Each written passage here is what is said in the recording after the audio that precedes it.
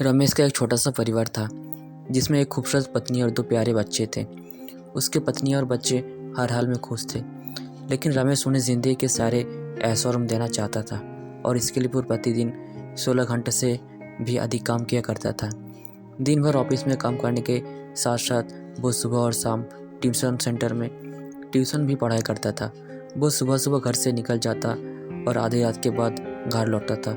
बच्चों के लिए उसका चेहरा देखना मुहाल था, क्योंकि सुबह सवेरे उसके घर से निकलते समय बच्चे सोते रहते और देर रात घर में कदम रखने के पहले ही सो चुके होते। हाँ, रविवार को ज़रूर वो घर पर होता, लेकिन उस दिन भी वो किसी न किसी काम में व्यस्त रहता और उसका समय परिवार के साथ ना बीतकर काम करते हुए बीतता। परिवार उसके साथ क्वालिटी टाइम बिताने का बस इंतज़ार करता रह जाता। पत्नी अक्सर उससे कहा करती कि उसे घर में वक्त बिताना चाहिए, बच्चे उसे बहुत मिस करते हैं। उस वक्त वो वही जवाब देता कि ये सब मैं उनके लिए ही तो कर रहा हूँ। बढ़ते घरेलू खर्च और स्कूल खर्च के लिए मेरा ज़्यादा काम करना ज़रूरी है। मैं उन्हें एक अच्छी ज़िंदगी देना चाहता हूँ। रमेश की यही दिनचर्या बरसों जारी रही। वो यूं ही परिवार को अनदेखा कर कड़ी मेहनत करता रहा। इसका प्रतिफल भी उसे मिला। उसे पदोन्नति प्राप्त हुई, आकर्षक वेतन मिलने लगा। परिवार अब बड़े घर में रहने लगा। खाने पीने और अन्य सुविधाओं की उन्हें कोई कभी कमी नहीं रह गई। लेकिन रमेश का यूं ही काम करना जारी रहा। वो अधिक से अधिक पैसे कमाना चाहता था। पत्नी पूछती कि आप पैसे के पीछे क्यों भाग रही है? हमारे पास जो है हम उसमें खुश रह सकते हैं। तो उसका जवाब होता कि मैं तुम्हें और बच्चों को दुनिया जहाँ की खुशियाँ देना चाहता हूँ। बस कुछ साल और मुझे मेहनत करने दो। पत्नी चुप हो जाती। 2 साल और बीते। इन दोनों सालों में रमेश वो मुश्किल से अपने परिवार के साथ समय बिता पाया। बच्चे अपने पिता को देखने, उससे बातें करने तरस गए। इस बीच एक दिन रमेश की किस्मत खुल गई। उसके दोस्त ने उसे अपने व्यवसाय में हिस्सेदारी की पेशकश की और इस तरह रमेश की एक व्यवसायी बन गया। व्यवसाय अच्छा निकला और रमेश को पैसे की कोई कमी नहीं रह गई थी। उसका परिवार वो शहर के सबसे अमीर परिवारों में से एक था।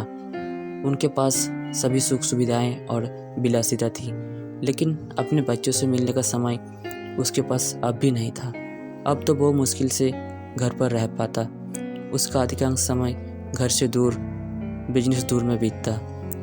साल गुजरने के साथ उसके बच्चे बड़े हो गए।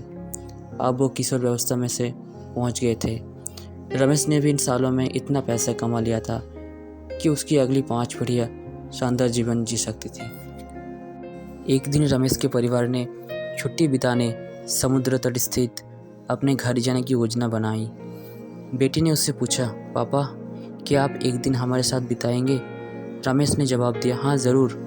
कल तुम लोग जाओ, मैं कुछ काम निपटा कर 2 दिन में वहाँ पहुँचता हूँ। उसके बाद का मेरा पूरा समय तुम लोगों का है। पूरा परिवार बहुत खुश हो गया। वो समुद्र तट स्थित अपने घर पर चले गए। 2 दिन बाद रमेश वहाँ पहुँचा, लेकिन उस दिन उसके साथ समय बिताने कोई नहीं था। दुर्भाग्य से वो सभी उस दिन सुबह आई सुनामियों में बह गए थे। रमेश अपनी पत्नी और बच्चों को कभी नहीं देख सकता था। करोड़ों की संपत्ति होने के बाद भी वो उनके साथ एक पल नहीं खरीद सकता है। वो पछताने लगा। पत्नी के कई शब्द उसे याद आने लगे। आप पैसे के पीछे क्यों भाग रहे हैं? हमारे पास जो हैं हम उसमें खुश रह सकते हैं। इस कहानी से हमें यही सीख मिलती है कि पैसा सब कुछ नहीं खरीद सकता। इसलिए पैसे के लिए अपने परिवार को महत्व देना कम मत करें।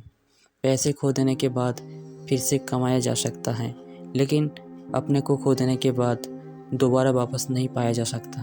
तो दोस्तों, अगर ये कहानी आपको अच्छी लगी है तो कमेंट्स में ज़रूर बताएं और चैनल पर पहली बार है तो सब्सक्राइब ज़रूर करें। धन्यवाद।